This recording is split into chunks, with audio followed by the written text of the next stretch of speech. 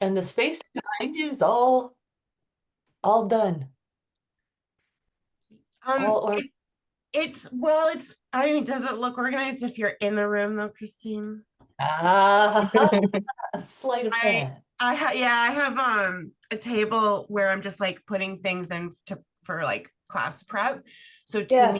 me, it's less like it's more chaotic than it was before, but it's a working space. So good Yes. morning, Irene.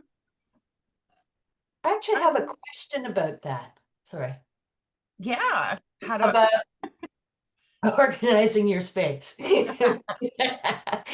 So when you are preparing for a class, do you get out what you think when you're teaching, you have a tray that you Mhm. put your stuff in, and like I think I'm going to use this.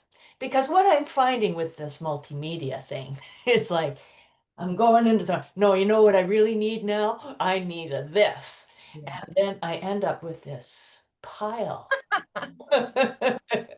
And then I leave it well, for the next day because maybe I'm going to come back and maybe I'm, Mhm. but I don't really know. I highly recommend getting like a utensil tray from the dollar store. Yeah, Yeah. I mean, this is a little messed up right now, but that stuff is good. I mean, yeah. I've been trying to organize this space again because you have to eventually. And and that's what I know. I know that you had a tray. There has to be a way to limit this. I also use this is sort of full at the moment, but I also use a Big tray. like a Mm. TV dinner tray Yeah. Yeah. to set out for classes, not for myself. I don't do that when I'm working. So when I'm working on my own stuff, I do exactly what you're talking about. Yeah, you just pull things as you need it and it just gets, yeah, that's what I do. And I rarely put it away right away because of that same. Yeah, But yeah. when it comes to a session, good morning, Esther. Hey, Good morning. welcome, welcome. We're just talking about how to organize yourself for um, Multimedia kinds of mixed media. Yeah, mixed. multimedia, That's especially because it's a little bit of everything. Right. I will say that when I usually suggest pick a palette, I do that to bring the colors to the table. I don't bring the whole set and pick. Um, mm, now, mind you, because of, let me just spotlight here, because of, not being able to always pick up front, yeah. anything that I've had in a set um, that had a nice box. So Yes. Faber-Castell had these really nice boxes where I had these and then pastel pencils. Yeah. Well, those boxes don't work for me because I'm never going to keep them organized or flat. Mhm. They also break. So I had two times the lid, the metal hinges on the, yeah. So Christine, like that's perfect, right? Like, And I'm oh, not oh yeah, rushed like that. yeah, yeah. So I think buckets, they work for me. I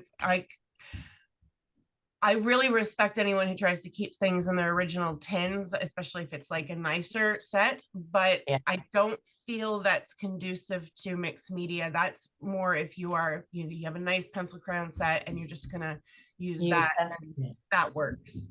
Yeah. Yeah. I got Yeah. those trays from like you had there shown Shar, one of those trays with like I think they're bamboo. I got them from the dollar store. Yeah. So it's like 12 or 14 inches long, like whatever fit in my drawers. And then like I filled one with ink, one with graphite, one with I don't know, pencil crayons, and then I just Mhm. take out like what I want to work to take to my space. Yeah. Yeah. You can have an extra tray, Irene, a tray that is what you fill just for that, and then you take that tray like that project and you take that tray back and then fill up your other trays. Yeah. Yeah, and then I have a disaster tray. Yeah. I have a lot of disaster trays, except my whole workspace is kind of like a disaster tray. It is an organized disaster. I think, Yeah. being really realistic about that is that for someone coming into our space, someone who's, it doesn't even matter, even if they are an artist, they might say, oh, that's working here. And the opposite is I've gone into some friends' studios where it's so organized, I've said, oh, I can't work in here. Yeah. So I do think that it's like whatever does work for you. I have gotten into a discipline with Zoom. So Zoom and having multiple classes, especially when I was doing like 1 in the morning, 1 in the afternoon. Yes. I was like, I would have a dish, didn't have to be the bamboo thing. It depended on what it was, but I'd have a dish or a tray where I'd put all of that one class. Oh, I'm still going to work on this later, but I have to clear the table. Yes. Yeah. So, The trays sound like a good idea if I can organize way. Yeah, you can the TV trays, Christine. You can get like bigger kinds of them, right? You can just go to the dollar store and find something that works. That has Go in the compartments. stationery section. Yeah. And get I like think it's good to have that disaster thing going on until like you get to nervous breakdown moment. Like I just can't take this anymore. I need to clean this up. Yeah, it's kind of my whole house is doing that right now. But isn't that the cycle, right? It's like you clean and then you use and you're and like, then you okay, just let it all go, and then I know where everything is. See, I clean not necessarily to, it's not just about the visual assault, but it does help. But I clean so that I know where everything is. And then once I start getting to the point where I'm having to look for something and I put it in a different spot or I'm not finding it, then I'm like, okay, now I've got to, that's maybe organized, not a clean. Yeah, well, it's more about the chaos, right? It's more about the stuff, and then my brain doesn't work anymore because all I see is the stuff. Yeah, okay. And it's an emotional thing. It really is just okay, everything's got to go now. And maybe that is truly why every once in a while it's good to go back to those basics where I was intending on, keeping this class, for example, a little simple, like, okay, let's just do graphite and watercolor today. That's simple for me, guys. Oh my gosh, right? That is pared down, very minimal. And and yet it's not constrictive. Like I don't feel limited. I still feel like I got out a couple of things here. Let's talk about what we have out today. And I want to let you guys see this card. Okay, because I wore this last night to the show that I went to as my friends. Do this one. My friend Steve Bahal and Jeannie Catchpole. But isn't that just fabulous of a card, like a show card? Yeah. Wow. Like sometimes they're, beautiful design and whatnot, but like just her work, I just feel like I want to paint. Like she's like the painter's like collector, right? Like just the wonderful and controlled chaos. So a lot of their work isn't on a website and whatnot. It's just how old school artists do it. They don't showcase everything online. But her work in person used to be very talk about controlled chaos, and Steve Bahal's very much is, and still to this day, like it's either something that you hate because it's so much too much, or it's something that you love because every time you look at it, you're going to see something new. But what Jeannie started to do, and she was explaining that she's using her iPad and the markup tool. So she'll take her chaotic, mid-stage painting, take a picture of it, and then start blocking things out. Oh.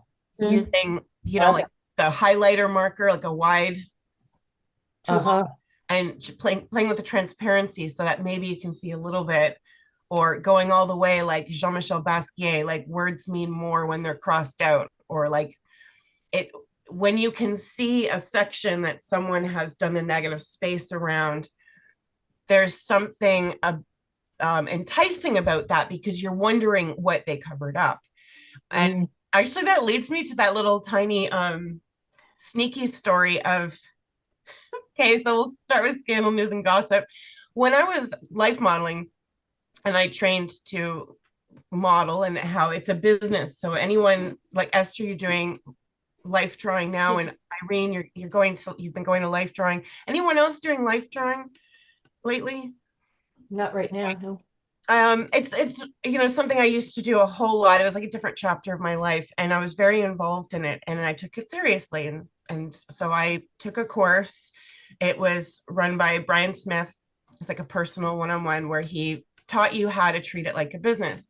And one of the things that I found to be so fascinating, and it's totally psychology, is that I had at the time a robe that was short, and it just was, I liked it. It was kind of like 70s brown and funky. It suited me and like my style at the time. And he said, I recommend you get something different, something longer. And I'm like, well, this does cover. It came right to the top of my thighs.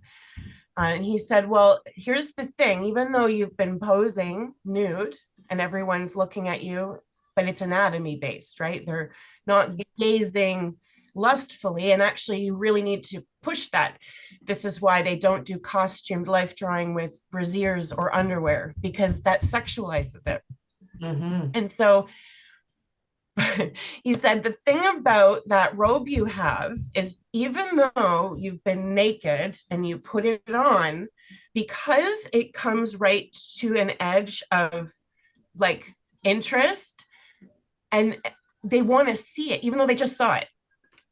So Yeah. if it's like a proper to the knee is gives nothing, no enticement whatsoever. He's like, that's actually more professional, even though you're technically covered, it's a little tantalizing. And I mean, just to have an honest, especially male, white Yeah. male's opinion, it was really really fascinating to hear that sometimes what you cover up is more interesting.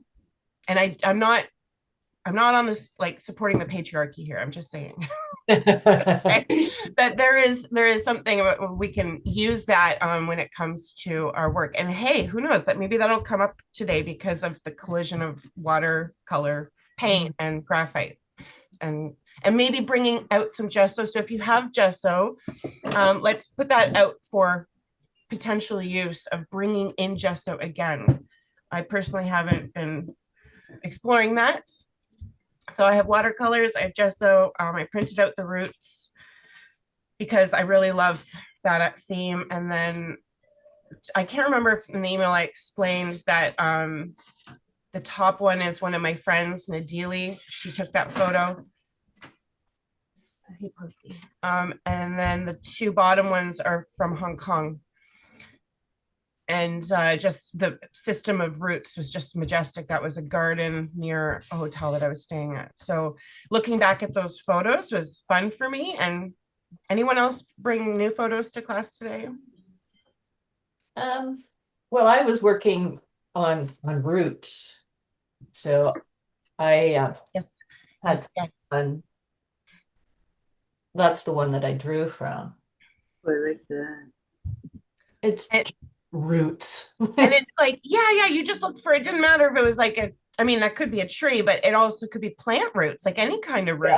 Yeah, yeah. So just roots and more roots.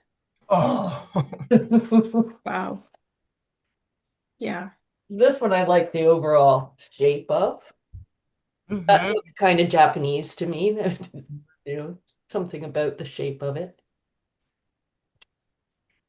Um, yeah. I like the simplicity of it. And oh, I love that one. Yeah. So fun. Okay, so I, you're oh, set, Christine. Go ahead, Esther. Charlene, yeah, I just I haven't made up my mind, but I will quickly. But I have a picture of what I'm calling a menorah tree Mm. because yeah, it's got like seven anyway, it's shaped like a menorah and I'm fascinated by it. I saw it on a walk that we went on, so I might, I feel like I might dive into that. Nice. If it's on your mind, start with it. And if you start with something you're not sure about it, if you have two surfaces, just set it aside because Right. sometimes it's good to split up. If you have a picture, Esther, and you want to text me, go for it. You don't have to though. Okay. But if you maybe want like a, hey, what do you think of this? I'm happy to. Yeah, sure. Charlena, I just took my tree and lifted and turned it upside down. Yes, Now I've got roots. I Yes. like it way Wow. better than the tree. yes. And this one too. See, that to me already feels like all those roots in Hong Kong because of the width. Yeah. Yeah, because of the width of it.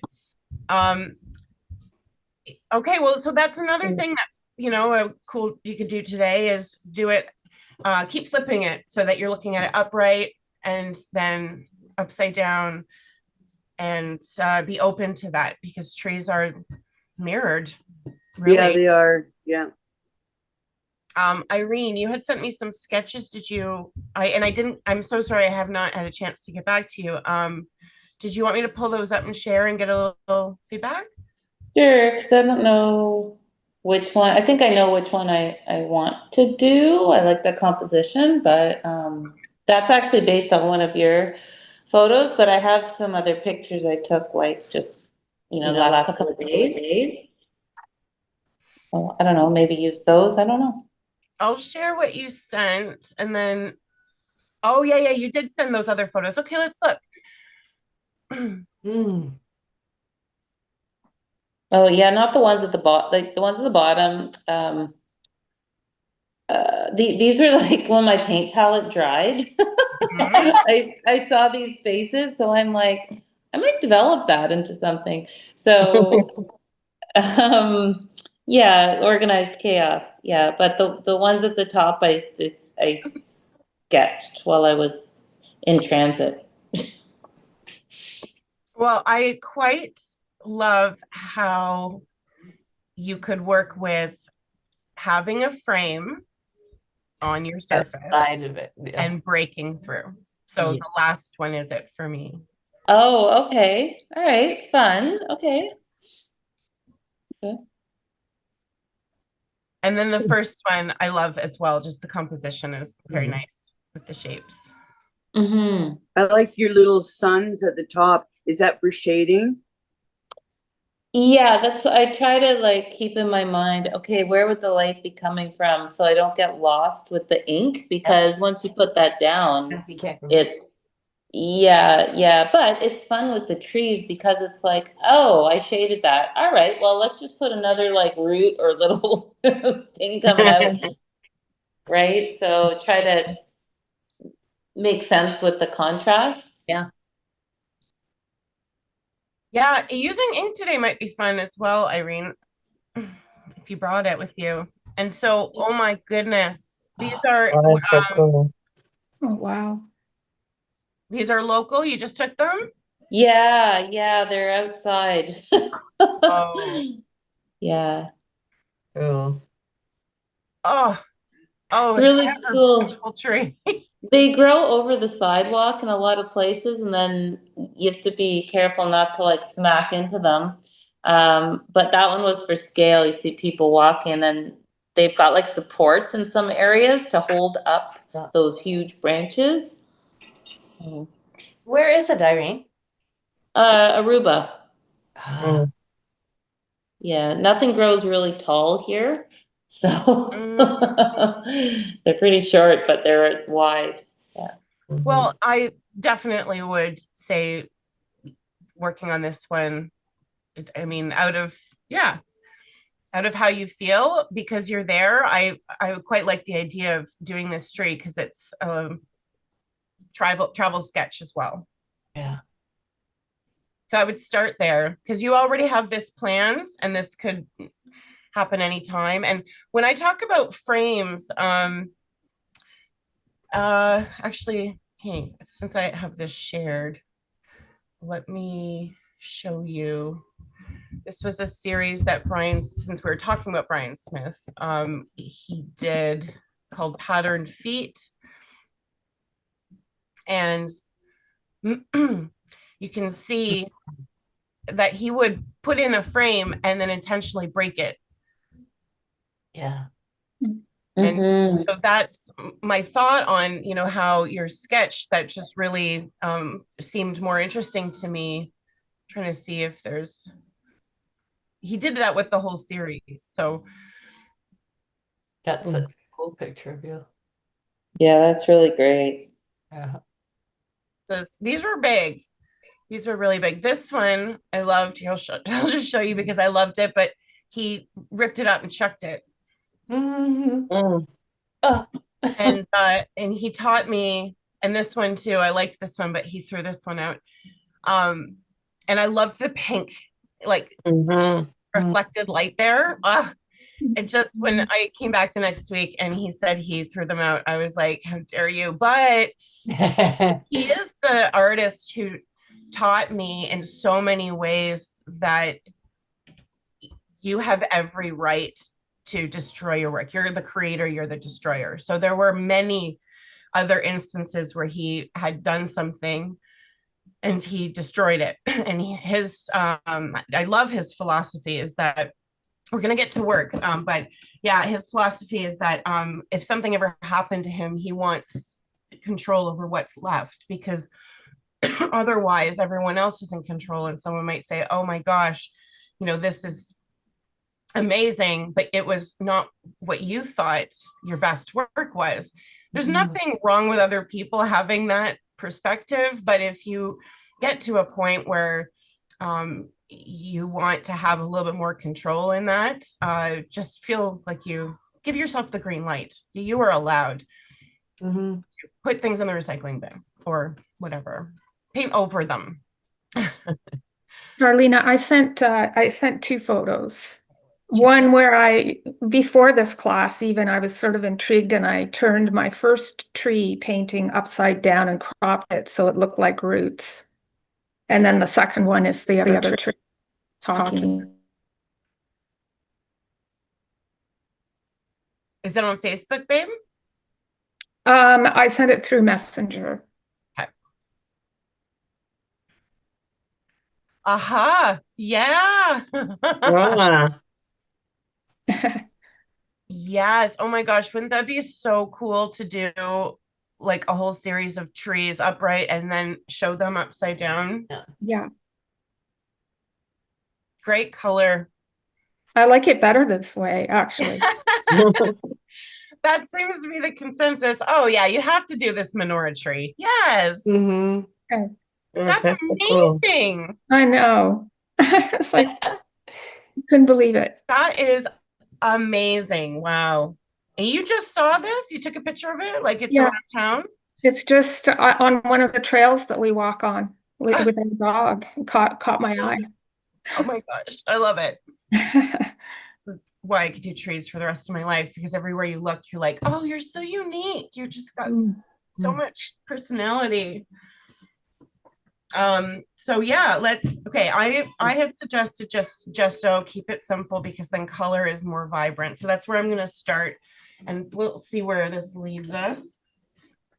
If you would like to take work from the second class or last week's class and then bring in watercolor, please feel free. While I get, because I had my paper out. No, I don't, but I will just spotlight this baby and then just to remind, this is all watercolor and graphite. So today what I'd like to do is explore putting down watercolor first, just to have some color section. Then working graphite into it and then bringing back watercolor in areas where you would like to blend. And we'll talk about water control, how much to add, and troubleshoot together. Aishar, Yeah. sorry, one final question. Have you ever tried gesso on Mylar? Like, would that stick? I No, don't, probably not, right? unfortunately. Now, I mean, I'll do a little test now that you've asked that. I have a piece of Mylar right here. I'll do a little test. So by the end of class, we should know. I think it might depend on the gesso, Irene, like how quality, because if it's artist quality, it might have enough flexibility because Mylar is a Okay. flexible surface, whereas like paper is flexible, but it's not always flopping. Yeah, I was just curious about it. I didn't bring gesso with me. I have gesso surfaces, but I didn't bring any with me. So, I'm just wondering about the Mylar. Too. Me too.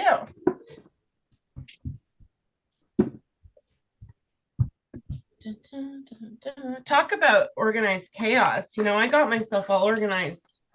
Yeah. And then now where's my paper? Aha. No.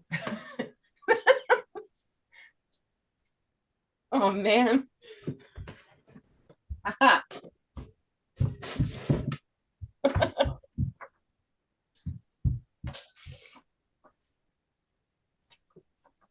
Okay.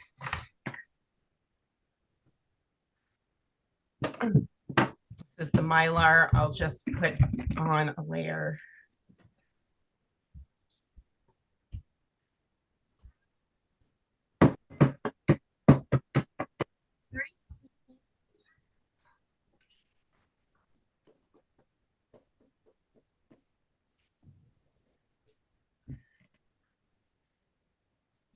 Aha.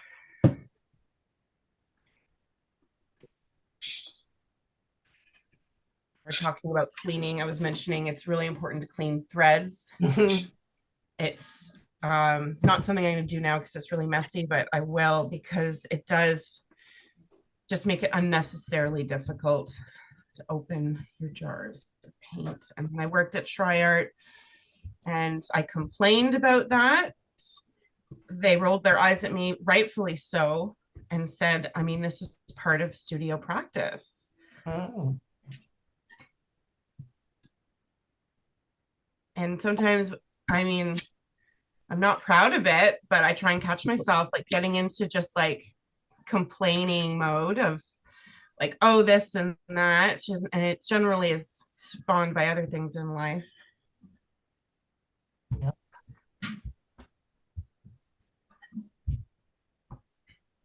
Okay, just making, yeah, some nice, interesting marks there, not overworking the gesso.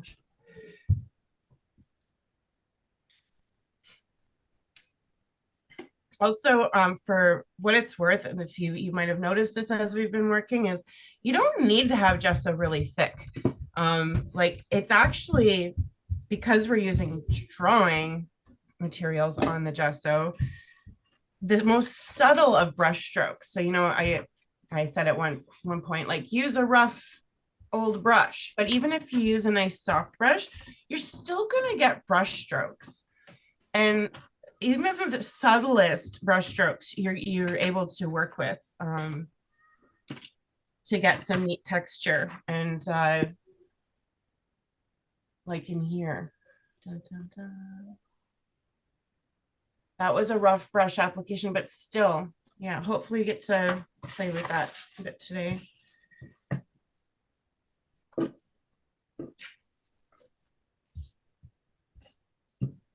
Okay. Personally, I'm not going with any colors from the reference photo. I'm just going to go in with vibrant party colors because it's a party in the studio today. Why? Because I'll say, all right. So this can really help to just loosely map things out. I'm going to cut this down afterwards, but thinking about, I like these three trees. Just thinking about the positive and negative spaces. Should I,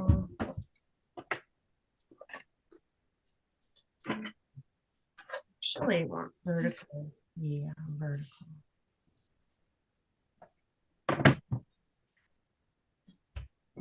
Oh, Shireen, I'm listening to that song. It's like it's a Japanese song. And I'm gonna send you guys the link to it. It's so cute. She's just like yum yum yum yum yum yum yum yum yum yum yum yum. Like a little cat. I'm sure there's like there's meaning to the Yum. word, but in English it sounds like yum. So I'm gonna pick some yummy colors.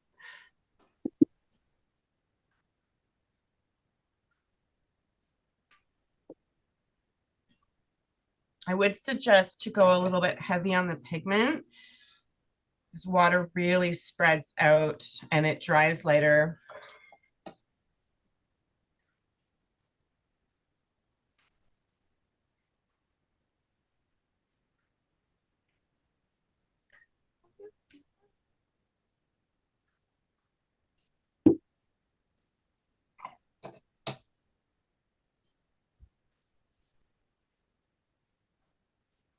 Keep a rag handy because it's so easily wiped back or just patted to fade it out.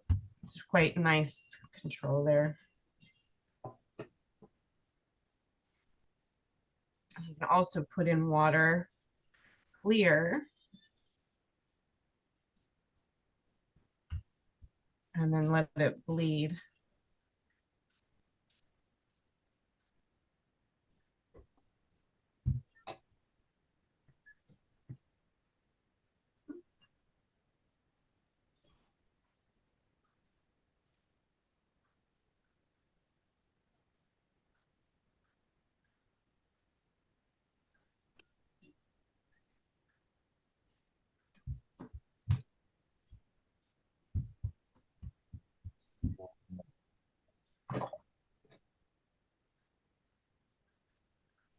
Ooh, yeah.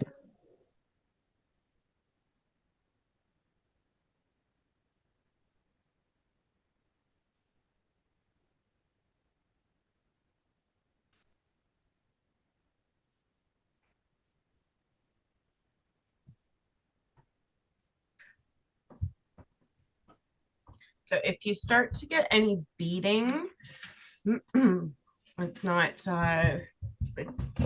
you. There's nothing wrong with it, but the beading is due to the acrylic film part of the gesso. So just pull back on the water and go a little stronger with your color. You can still blend it out, but it just needs a little bit more of that gum arabic binder.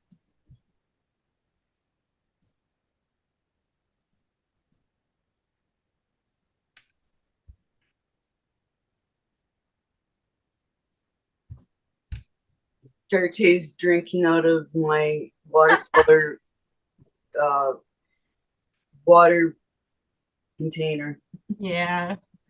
I mean, as a treat, I wouldn't freak out about it, but I will also say as a studio habit and with the Zoom classes I have, and because Posey is exactly like Astarte in that I have had to make it a habit to clean my water container like very frequently.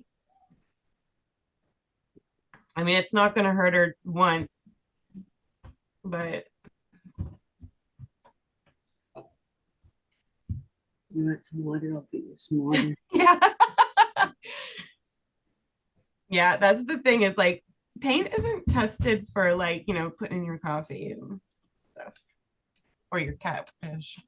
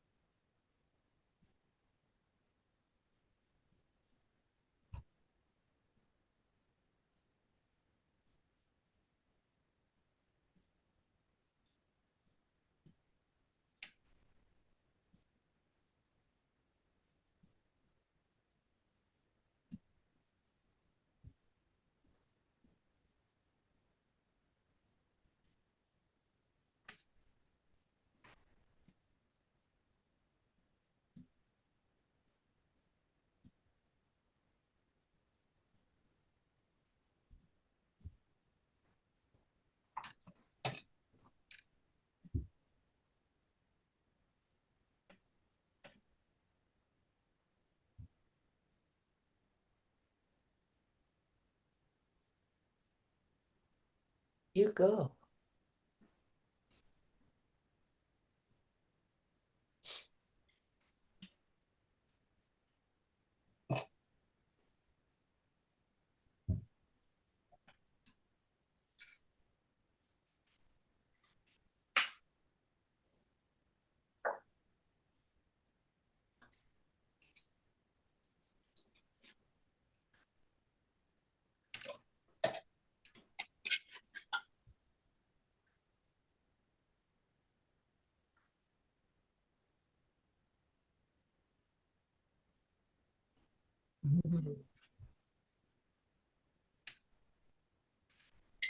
How's the color saturation feeling, everyone? Feel like, if there's any issues, just let me know, because it could be water loading, it could be expectation of brand.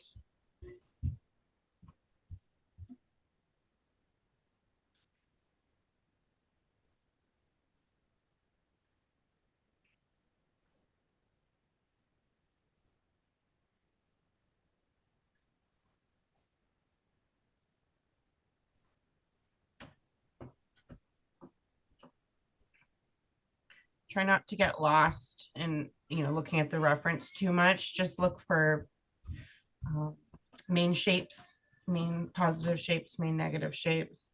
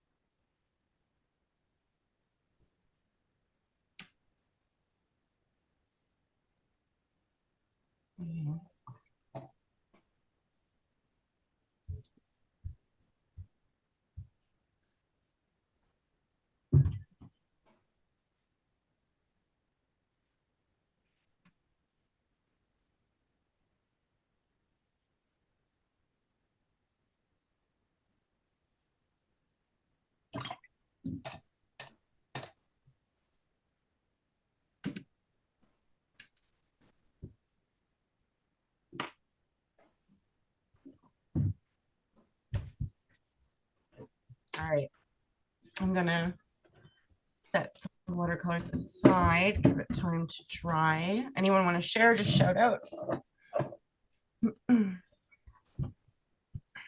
The cool thing about gesso is that it's funny, it actually dries a little bit quicker than paper, in my opinion. It does depend on environment, but Alec? Yeah, so very wet, I guess. Then the actual thing I'm trying to do is history Nice. Oh God, willows. Willows are always on the mind, aren't they? Yeah, I know you got the feeling of the of whole long the strands. Yeah, I maybe did you remove some for the trunk? Yeah, I removed a little bit on the center, but I think I ended up covering it a bit. I would add some more love, really. I think the trunk, you can pull it back afterwards, or like it's okay if the trunk ends up having the same color. There Mhm. just feels like for being a willow that you don't have enough mass on the, which I guess would be your left side. Just Like here. yeah. I would go full throttle because it's still very delicate, Okay. just color wise. Okay. Yeah. So go for a little more. Go more on the side. Thank you. Did anyone else have feedback on that?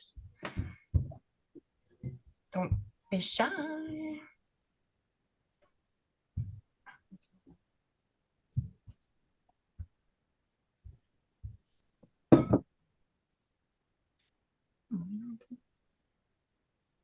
Yeah, I think more color is probably better. I'm trying to do that as well. I don't know how it will dry on the gesso because I know my regular watercolor paper, it dries about 40% lighter. So I don't know. I don't think it'll dry as light on the gesso because of the fact that it's gesso. But this will be interesting. I'm interested to find out. Mm-hmm. It does depend on the pigment and Okay. then how much water for, like if you add a lot of water, even if it's a strong color, it will fade as like a lighten as it dries. Hmm. But I still think that whenever I think that I'm going in with like too strong a color and then I see it dry, I'm like, oh no, I didn't. So exaggerating is not a bad thing here. I'm also gonna try spraying some of it and see like that effect. I always like that sprayed effect. Like Um, water on watercolor. like with a spray bottle. No, like yeah, and just then it breaks it apart and gives some texture. So Mm. I don't know. It's I got a little sample sheet. Everything's a sample, so let's see.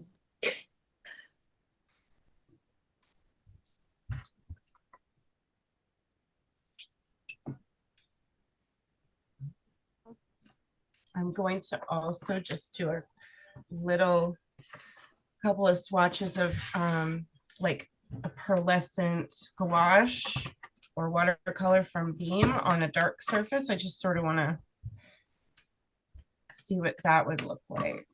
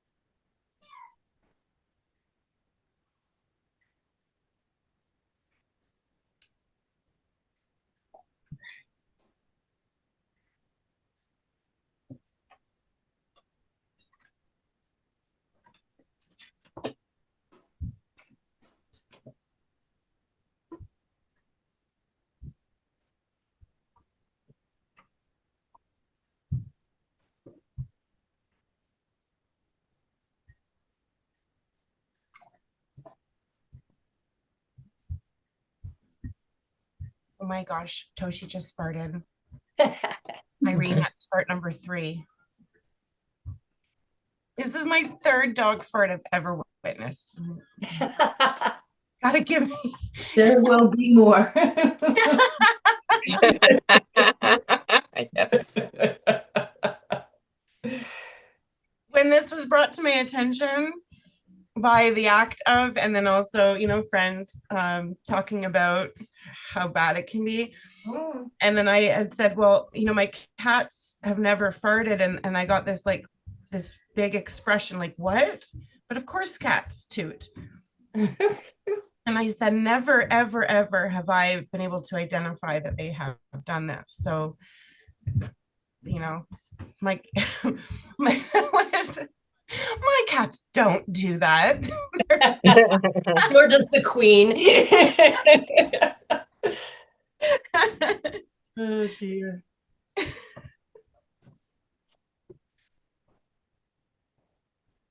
Little, like perfect flowers.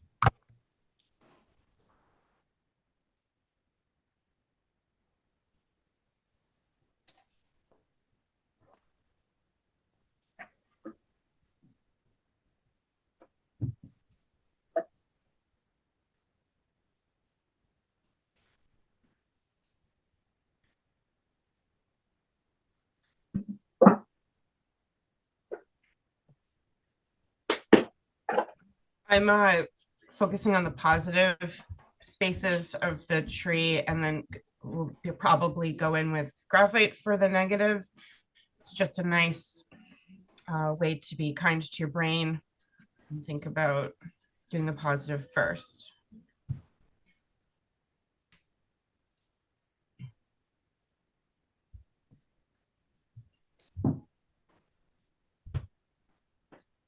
So this was clear gesso with Payne's gray on a black surface.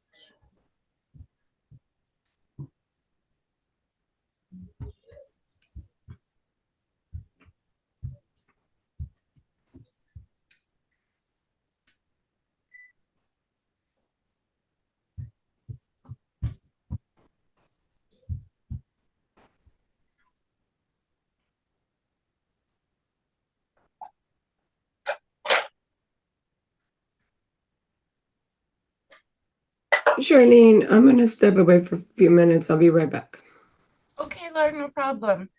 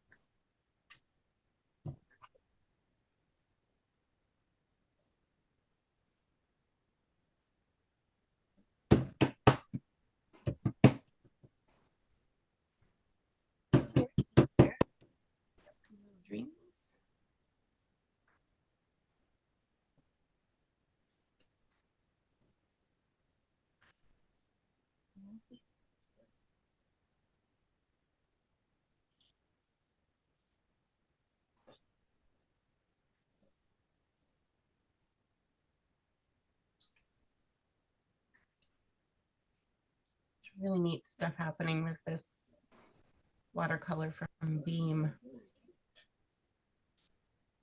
I love this color. It's wild salmon. Mm. And it's like an orange gold. It never really leaves a strong orange the way that I'd like it to, but while it's wet, it does. And then kind of dries more subtle, but it's just so beautiful in that moment that I forgive it every time for drawing less orange.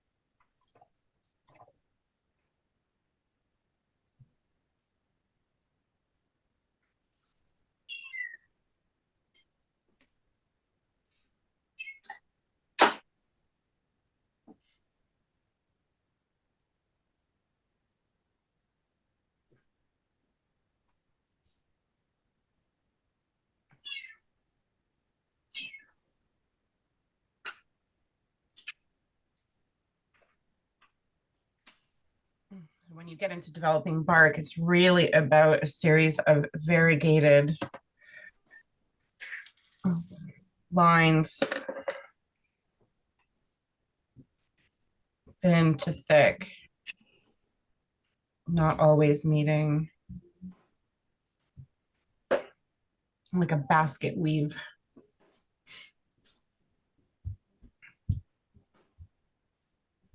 Okay, let that dry.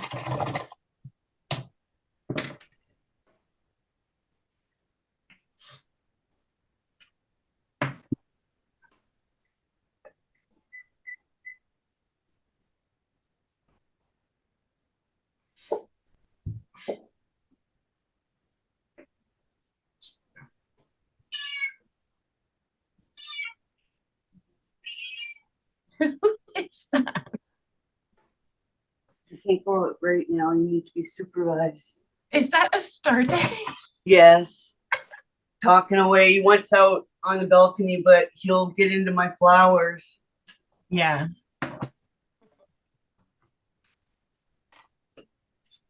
That's what happens when they get older. They're like, excuse me, listen to me.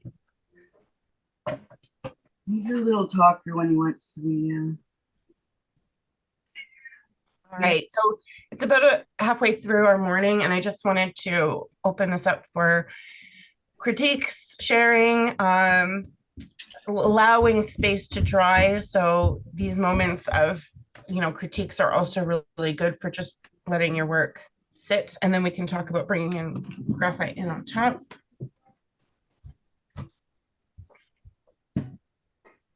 Ooh, Shireen, let me see.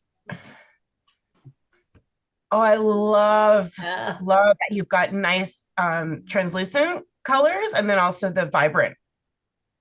Yeah, I've got watercolor, charcoal, and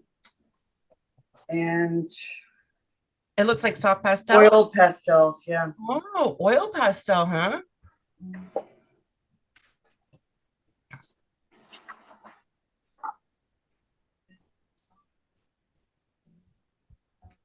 Yeah, nice combo. With the vibrant colors, if you have them on one side, like I like that you have the two larger sections of the bright yellow and pink, and then have just in a diagonal, like so upper left, do Yeah. the same colors but like smaller, either controlled or little splatters. Okay. And it's a very successful way to balance. Okay.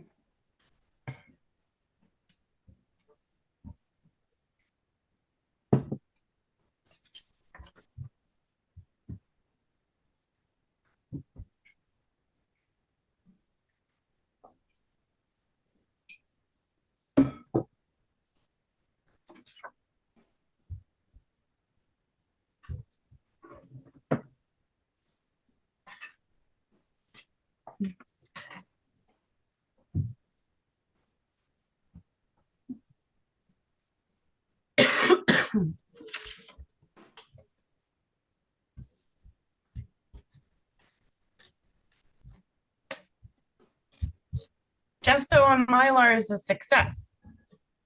Oh, Yeah, so I would not take the risk of using a student quality gesso, so artist quality, just simply because it'll have that nice film, but it feels really neat. And scratching, it's not scratching off, which is awesome. That's cool. So you put like a thin coat on and yeah, I thought of just maybe using it in some areas. Like it's just an idea. I don't know. See. Yeah, and you could use clear gesso Right. to keep it Right. clear. But if you go in with your graphite and you don't fix that and you don't spray it to set it, and then you come in with this wipe of gesso and you get like, here, let me just actually demonstrate that. And then you kind of get a smudge intentionally. If it was clear on clear, that could be so cool. Okay. Yeah. Actually, this is kind of the same idea. This was the non-fixed and then going in with gesso, and that's the kind of like painting with the graphite that I think would be really, really neat on Mhm. on 'Cause you Mylar could or also, you whatever. could also go in with that water soluble graphite, right? And then you get a different variation, right, of the color It and will you. be very smudgy in comparison.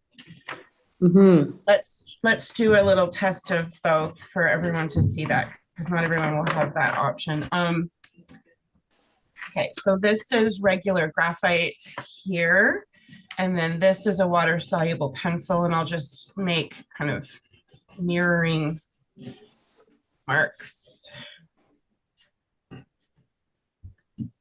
Water soluble, okay, and then let's try clear gesso.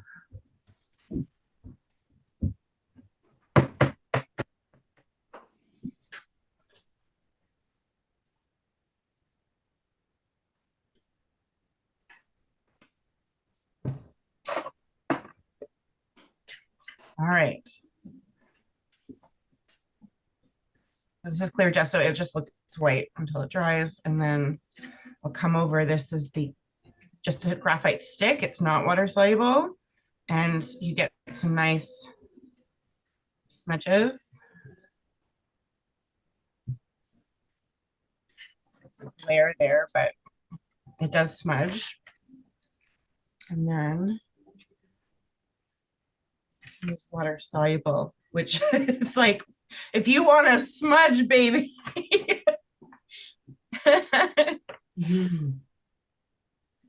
Which is like, I mean, yeah, if that's what you're looking for is to get like graphite paint, then heck yeah.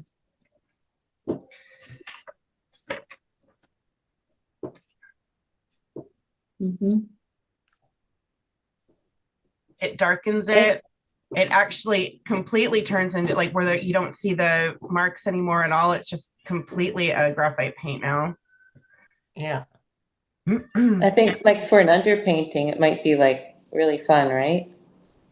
Oh yeah, and like let's say you go in very expressively, you know, with marks, and you want to pull something back, you can easily do. You can draw back into it while it's wet. It seems to that the gesso creates like a ridge, but as soon as you go back over it, it sets it. And then that will be permanent.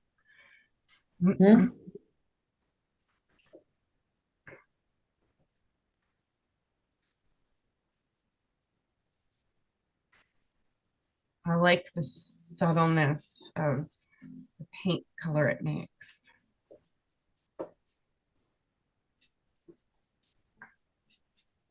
Now this is also a nice test for showing that this watercolor line that I put in also lifts. So now it's making like a slightly greenish paint and lifting that completely back. I should say that.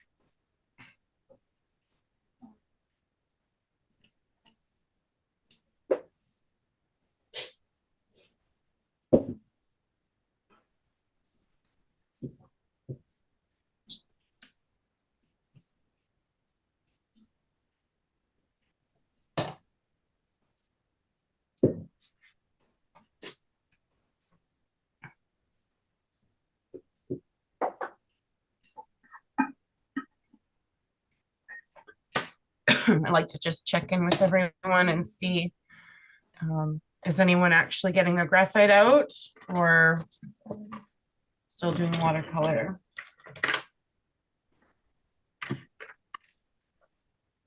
Do watercolor. Watercolor for me still. I have two kind of on the go. I don't know if it's worth. Good. I think two is nice to bounce back and forth. Yeah. And are you still into the watercolor stuff, Christine? Well, I did the watercolor on this one during the week, so it was just a start. Oh, great. Okay, nice. And we'll see where that one goes. And this is the one I started today. Oh, I fit. Yeah. Earthy. This. Oh my gosh, so complex. Okay. Well, it's looking great. So we'll see where it ends up. It's You might for the background just get a bigger brush and just let it drip. Be all abstract because like in behind the tree, there's just yeah. Just get a big brush and just let it drop in some color and let it be all Whatever it is. yeah. Just let it breathe. Yeah, and you can do the same colors, you know, it's okay, because you're going to be drawing in the tree, it will feel all cohesive, like it's because they're the forest and whatnot. It feels like a part of it, right? It's not like you have to put in a different colored background. Okay.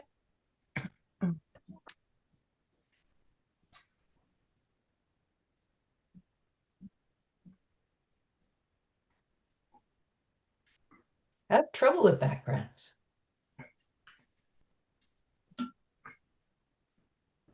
In the deciding. Well, yeah, just deciding what color, how dark, you know. I start with what's in front instead of the other way around. My brain starts that way. Yeah, it's good. Glad you're respecting your brain. Like a vein, the roots are like veins in a Mm, body. And yeah. the anatomy class would be good. Then you could get the whole idea of roots. Yeah. Veins and also waterways. So aerial photos. Oh, right. There, when I had done spirit tree class before, I put together a slideshow. I'm happy to show you if you need a little, or if you're interested in a little moment of tree branches and roots and the correlation to, Sure. yeah, anatomy and whatnot. Have you seen the exhibit of the bodies that are made out of plastic? I wish I had. Oh, What are they made out of? plastic.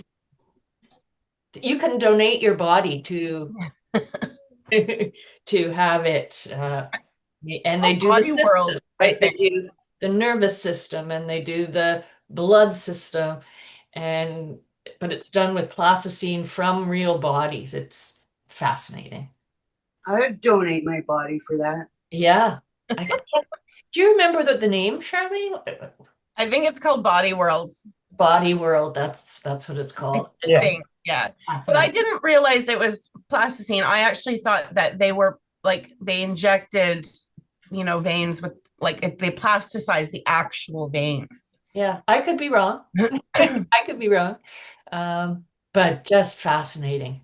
Hmm. And they had skaters in position, but Mm. all the muscles were like right there for you I to see. think I've seen that. Yeah, yeah. The room was filled with people drawing all day. Really? Yes, Oh, cool. yeah, Okay, here we go.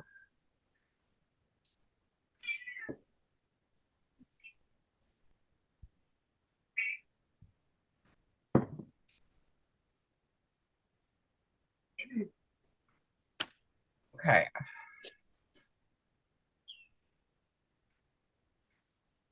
Oh, yeah. yeah. Oh.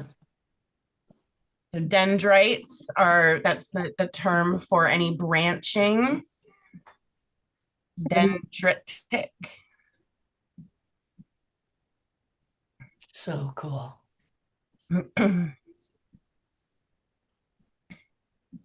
I've done a forest that reminds me of the Tesla coil electricity. Mhm. Actually, well, the first show piece, like the title card, that was the piece that because it was a pathway in a forest in the winter, and the tree branches were connecting like that in the overpass. Blood vessels in the eye. Yeah, fascinating.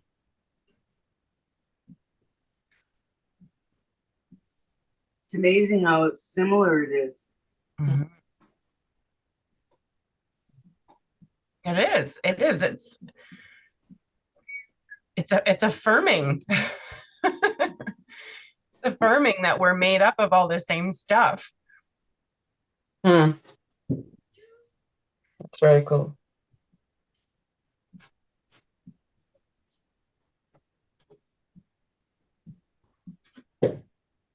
I recall in the underwater kind of desert class, we did coral, and this, absolutely with watercolor was a really fun neurographic type project if you enjoy that meditational art. Yeah.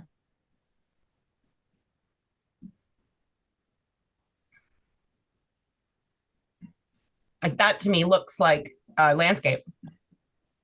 Mm-hmm. Yeah, it looks like lavender almost. Yes. What is that? Dendrites, Oh, like in the limestone rock. it's Oh, like a fossil print, you know? right.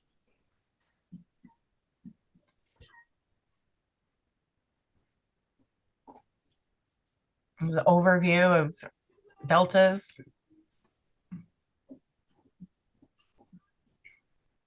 Mm.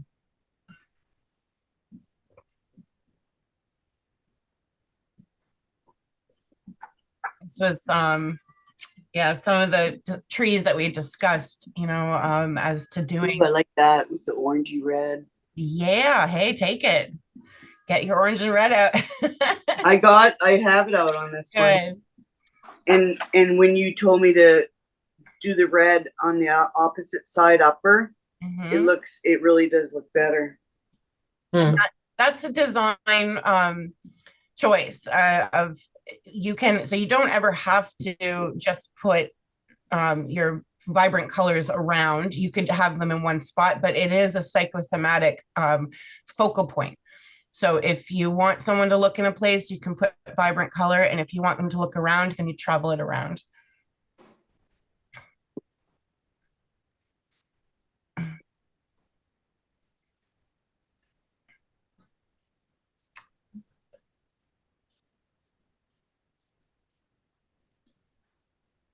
So, you know, and now that I've been seeing a lot of plants that are grown here by Kelsey, who she often puts them in just clear glass bottles with water. There's a lot of plants that don't have soil at all. It's just water. And you see that, you know, when I was growing up, I was told, oh, well, the root system is definitely as large as the top. Well, actually, it can be a heck of a lot larger. Mhm. So at minimum, it's the top. And this was, so you can Google this image collection. WRUR is a university acronym. I'm sorry, I can't remember which it is, but this is a top, like looking down on a tree that's been, you know, cut in half, and Wow. and then looking out at the root system. So these would be all the branches less the leaves, and then that's the roots. There's a lot of they're all drawn. These are all graphite on Mylar. And yeah, it's a really cool website. We've looked at that in that spirit tree class. Okay, so it's the end of that.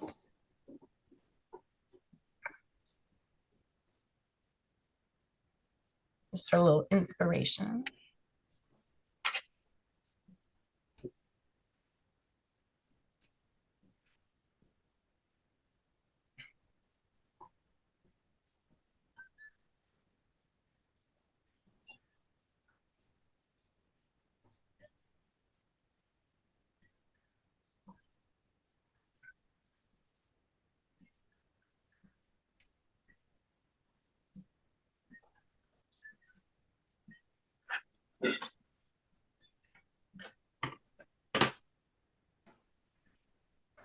So I think it's good to, when you do get into graphite, consider the weights and just test out a couple. We've explored that on gesso, even an HB will look darker. But for example, maybe you don't need darker, maybe you want something lighter. So in that you could explore H pencils if you want something more delicate.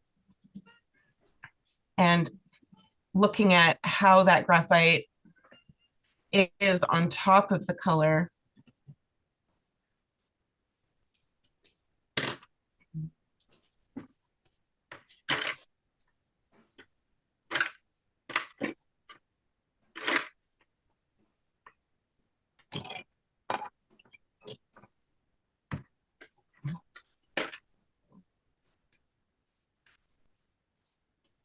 This is a much softer, and I'm getting a lot more value, which is nice.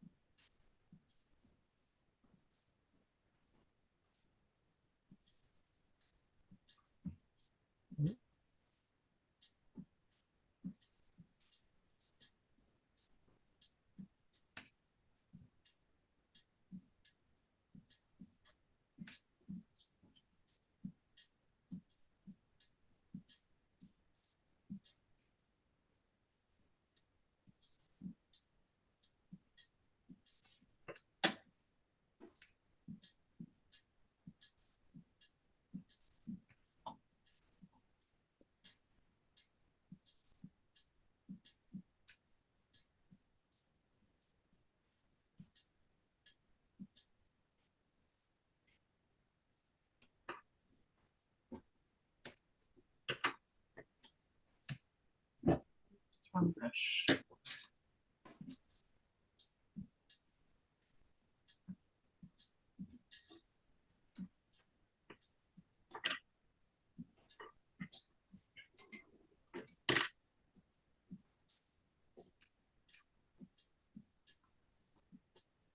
Oh, I'm feeling the mechanical pencil today. Oh, yeah.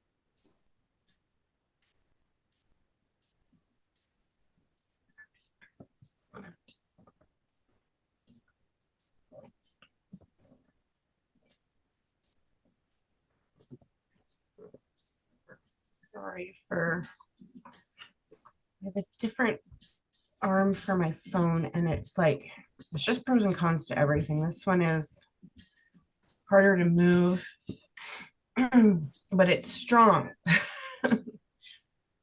The other one was easier to move, but weak. I just can't win with these.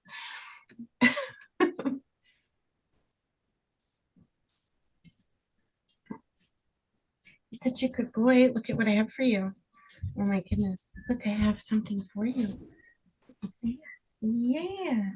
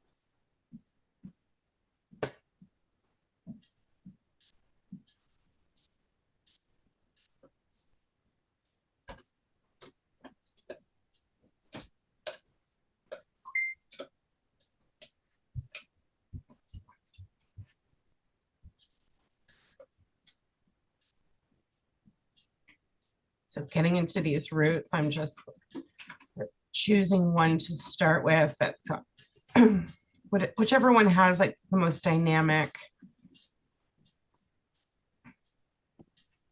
angles or stands out the most, going with that, choosing whether to ignore the watercolor or go with it. Let's see how that feels.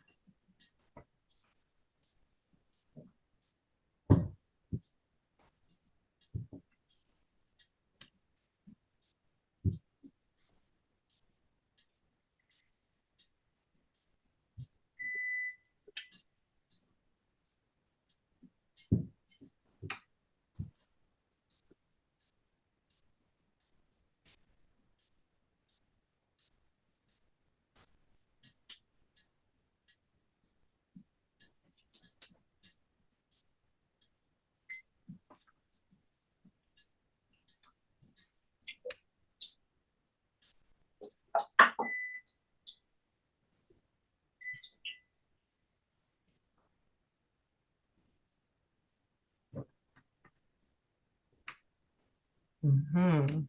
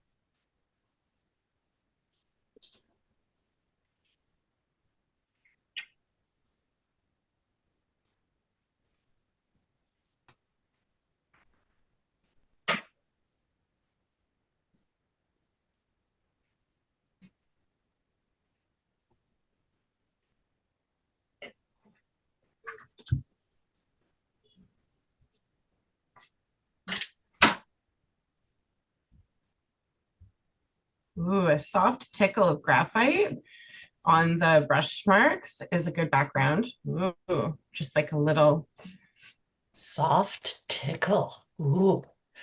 it's just things that make you go, ooh. Yeah, just, I mean, a hardly there touch just to reveal that texture. It just implies so much.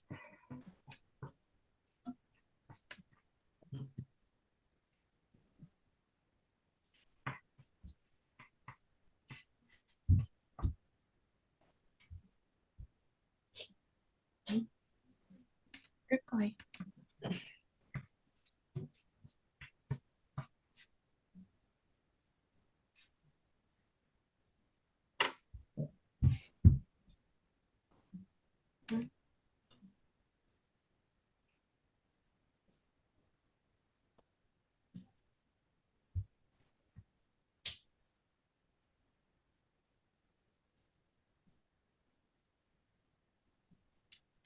So getting into complex roots, it might serve to actually turn it upside down and think about doing branches that reach the sky.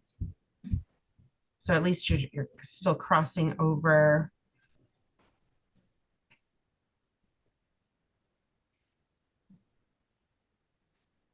Because it's about avoiding.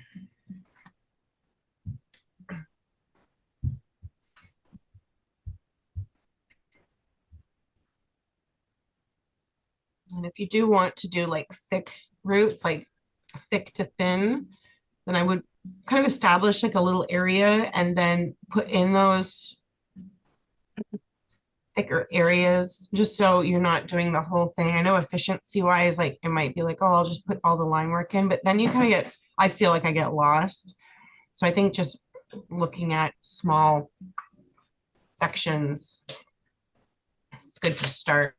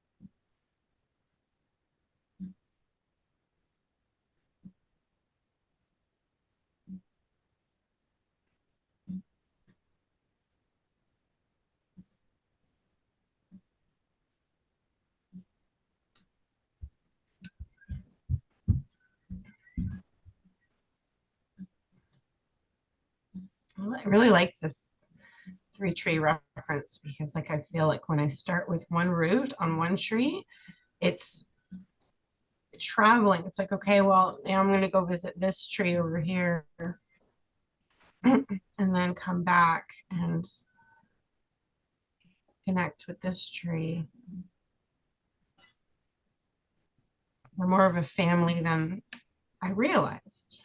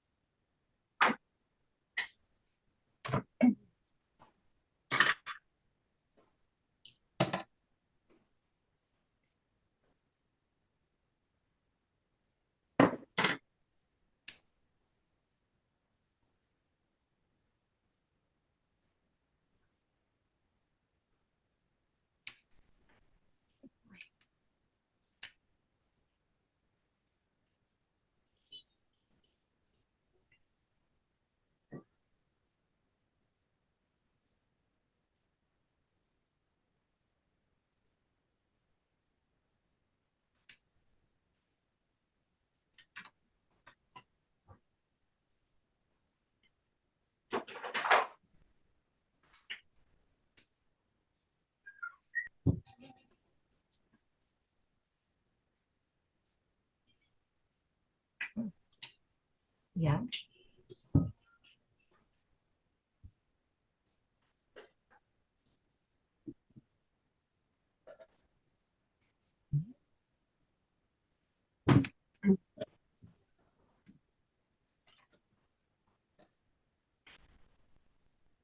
That's satisfying.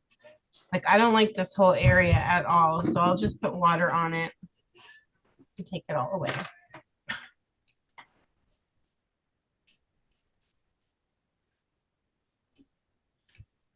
Mm-hmm.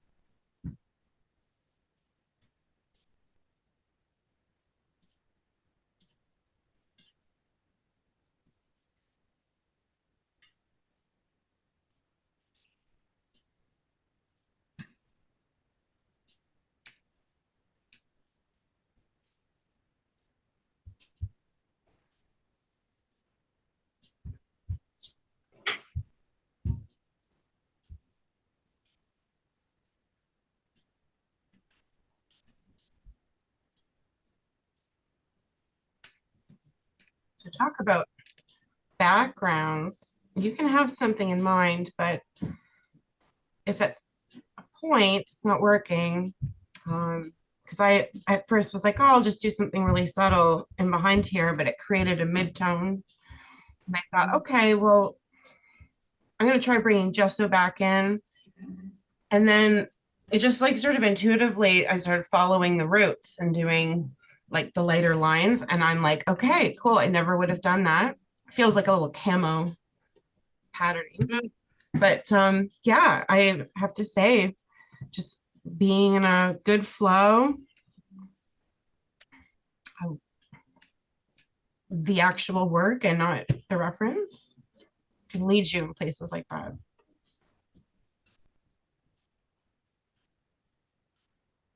Quite surprisingly.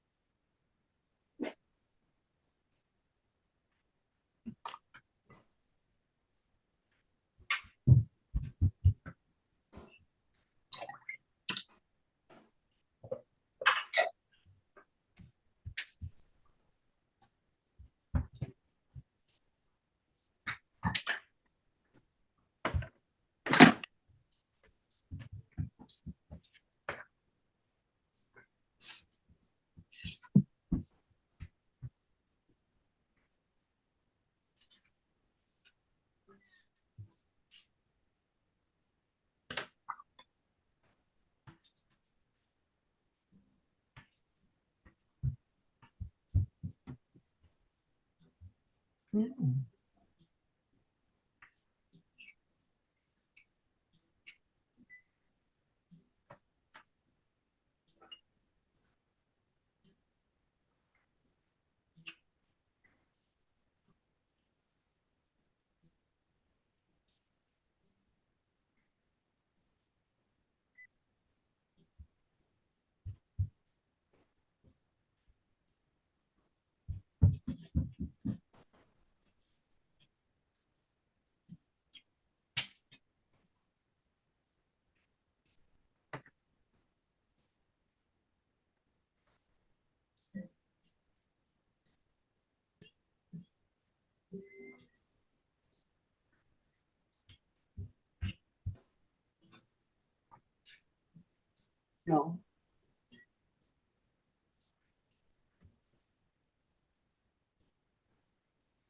Graphite metallics are really nice because the graphite is kind of like metallic. Just because I really liked these two connections that when you're getting into roots or branches, oh, is that clear? Yeah, there. To don't forget, at least here and there in the main ones, is to create that neurographic connection. So instead of just having something come off like this, create that swing so that it feels like it's coming out, growing out like a funnel. Just, you don't have to do that for each and every branch off, but it's really key for getting that, little toe dip into sense of reality when we're not talking about light and shadow, which, I haven't much because I think the graphite is not always the dark in a piece. That could be, other mixed media. So when it gets into light and dark, I think this is a lot more open and it's not necessary.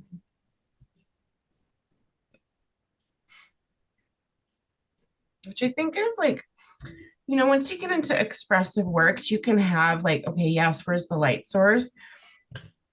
But for example, in this piece, I specifically chose a light gold on the light side and a darker gold on the dark side, and you can't bloody tell. And so like I made the effort and now there's no visual of that. And and I'm so unbothered. Like, it's like, meh, who cares? So I think if you did ever want to rear it back, pulling out a lighter color and just like adding your highlights or freshening up your darks. But maybe this is one of those, if you're rendering something with interest and you've got all this wonderful media, do you really need to have all of that principles of reality as well? Personal choice, I think.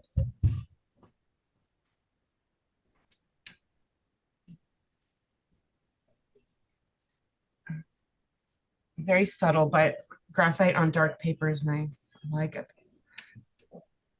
Dark gesso, black gesso.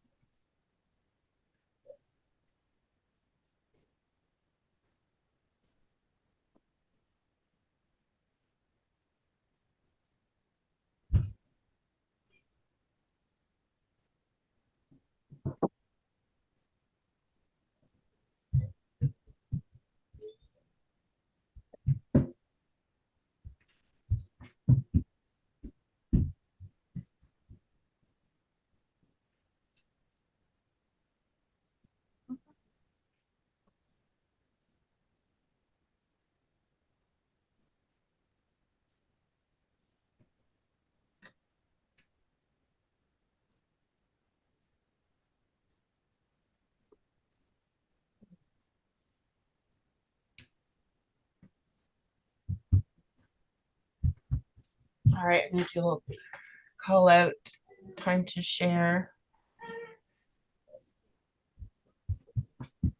That's beautiful. Mm.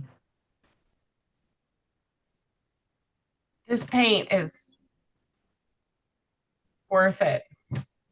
If you ever wanted to treat yourself, this is by Beam, the Indigenous Oh, that's Beam. company, and they make a bunch of mica, which is a metallic pigments that, like this one, for example, is called Fireweed, and it's metallic, but it's like pink. It's like a pink gold. Nice. This one is called Glacial, and it's like a blue, icy gold. They're very fascinating pigments, and I'm sure there's a lot of other there are like people who make watercolors in their studio, and they make really interesting, great stuff. But I like Beam because it's indigenously owned, and I appreciate that. They mix really well with gouache too. Like sometimes some of those colors are really fugitive, and then I'm like, okay, let's mix it with gouache, like white, and it turned out much better. With the metallics? Yeah, yeah. I'll try that out. Just not to, crack open the can right as we're winding down for at least just together in this class.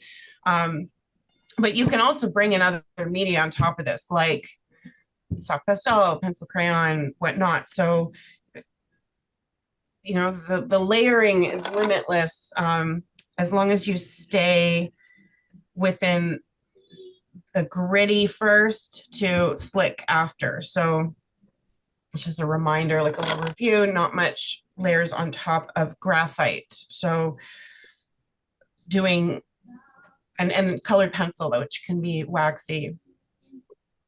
But yeah, the watercolor and soft pastel, I think, are really good main mediums.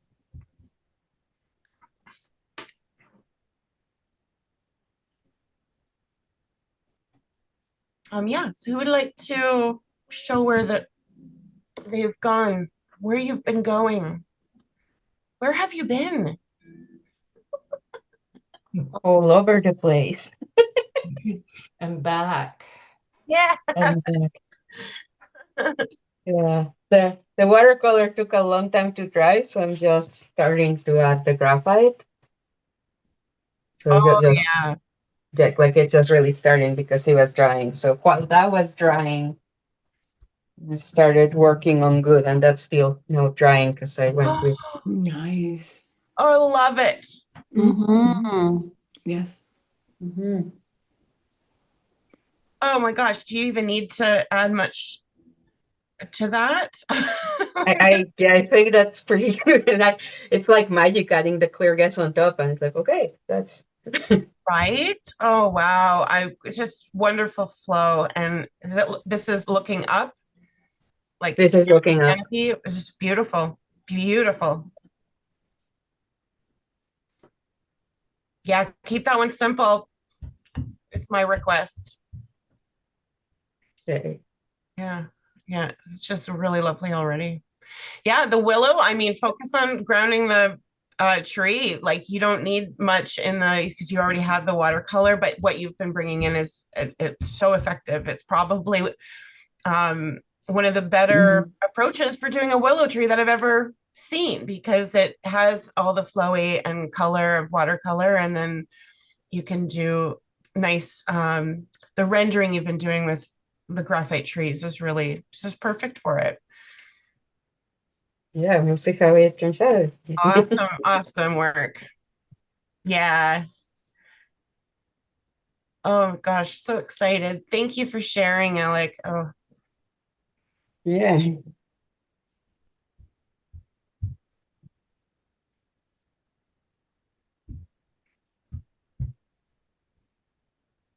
I'll show this one.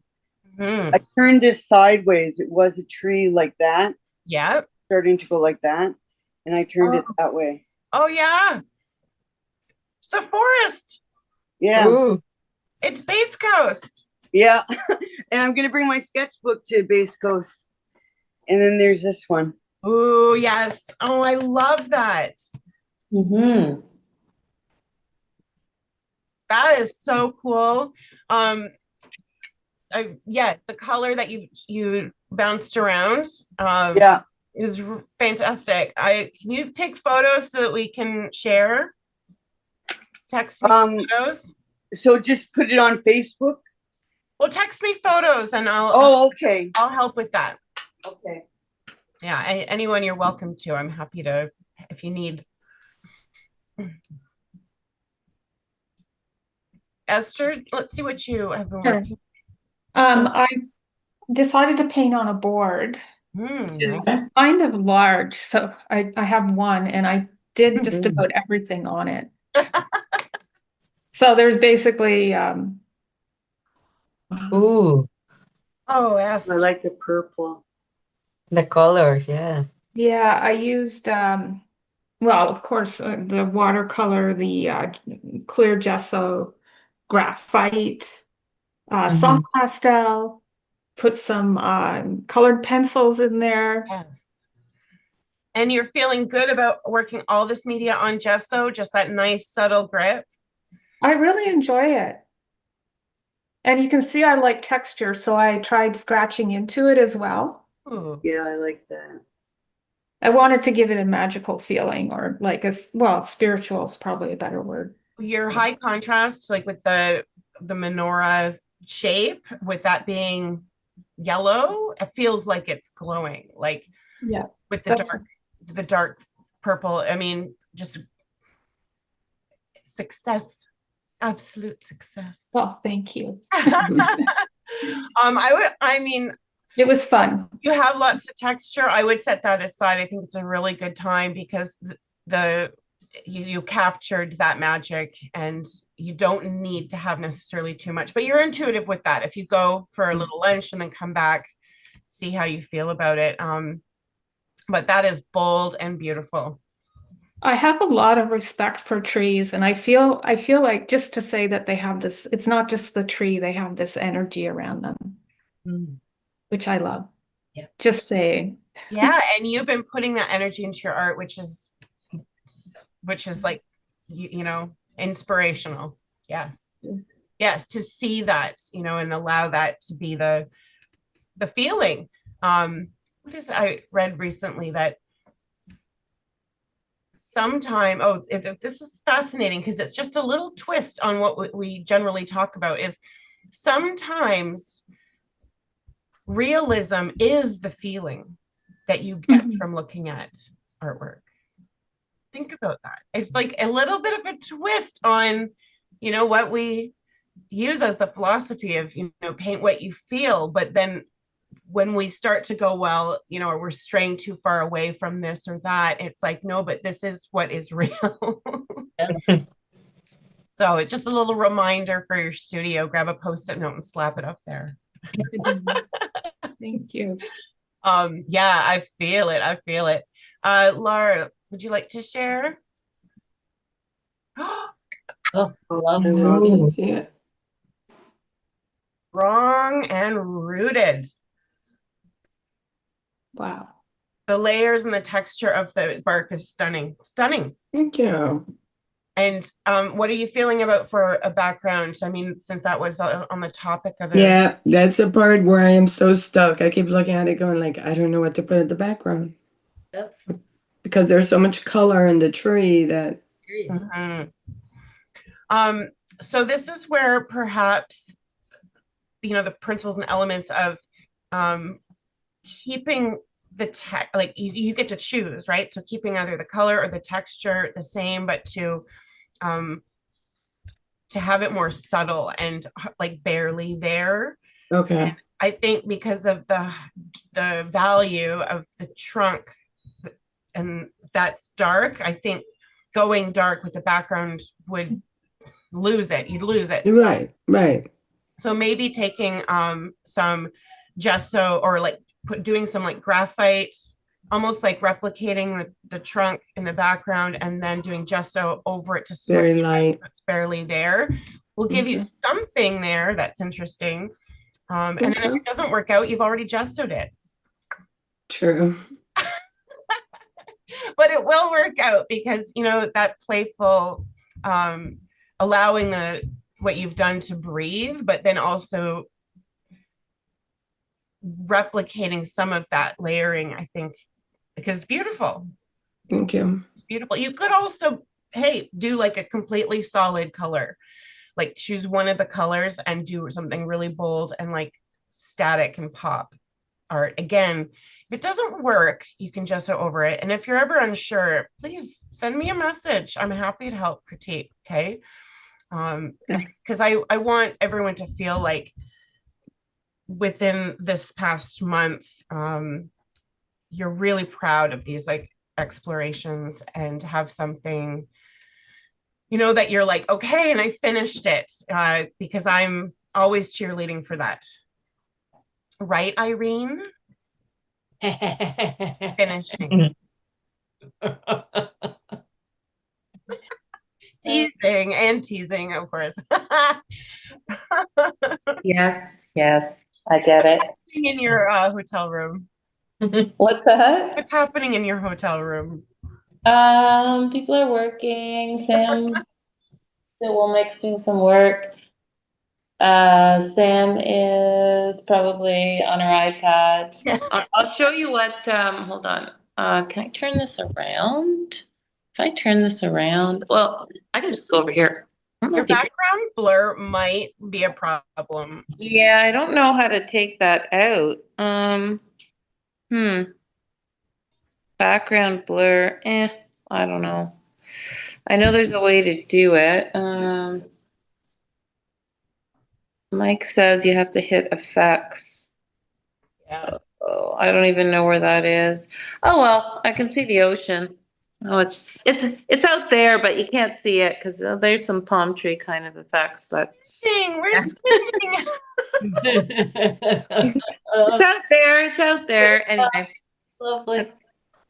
let me see. I don't know if you could see this because of that background blur, and now I don't know if you Where get it says more, if you hit more, that's where your background and effects are. more. Yeah, Okay. it's like Bottom, towards the right of the thank menu. It's got you. 3 dots. There's like where you have mutes, video. Yeah, that's there, but I don't see more. It's way towards the right before leave. Like 3 dots.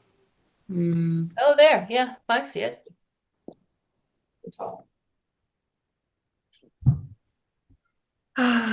Yeah, not seeing it. It's actually not on my screen. So if you move the cursor down, Well, are you on a phone? whoop, but Yeah. now you- It might be that the 3 dots are in another location, like upper.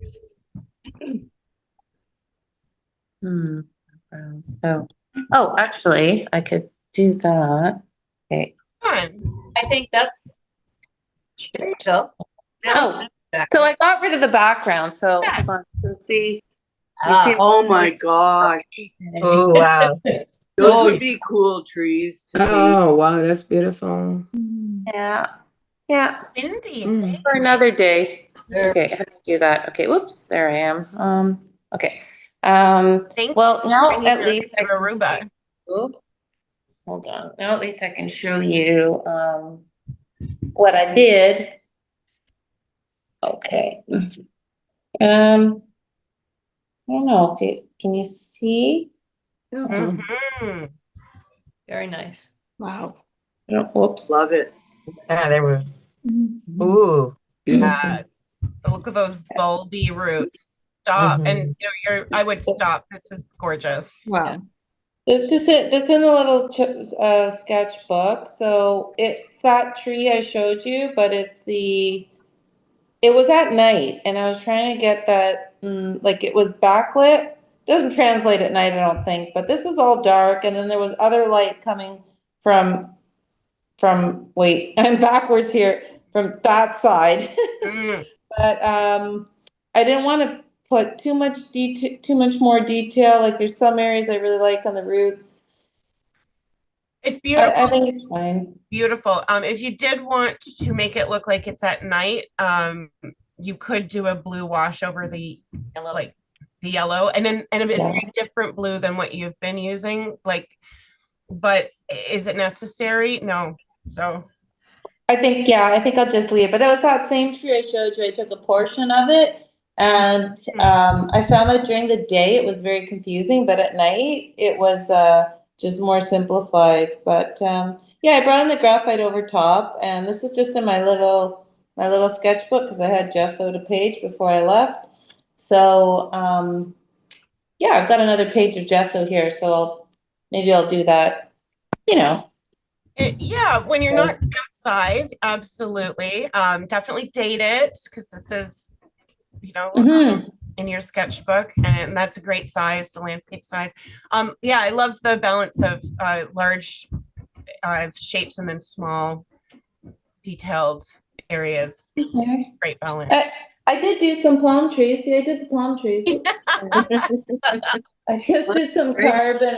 The sun was setting, so it's just the watercolor and then the palm trees. So That's great. Gorgeous. that was after a couple margaritas. So it looks Yeah. fine. I like that you left the trees very direct.